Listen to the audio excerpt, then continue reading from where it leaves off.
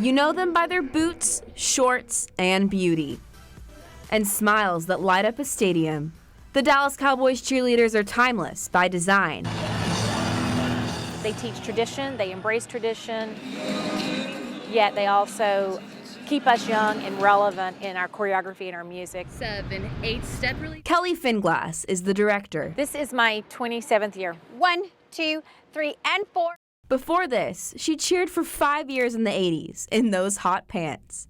She knows the history of the squad like the back of her hand. The cheerleaders in the 60s were co-ed. They had a county-wide co-ed high school team that was pleated skirts, megaphones, and rah-rah.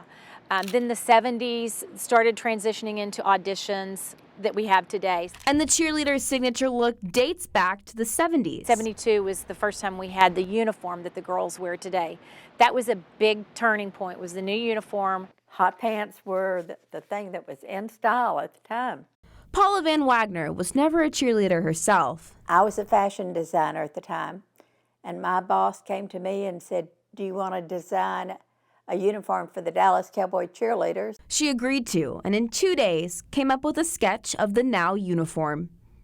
I added the fringe, kind of as a cowboy tribute, the little fringe vest, and the stars were for the Cowboys. Van Wagner then presented it to Tex Schramm, then head of the Dallas Cowboys, on a hanger. And I can remember Tex Schramm saying, "But we need to see it on a body."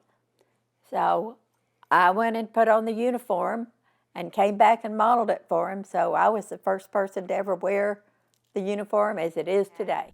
The uniform was just part of the image.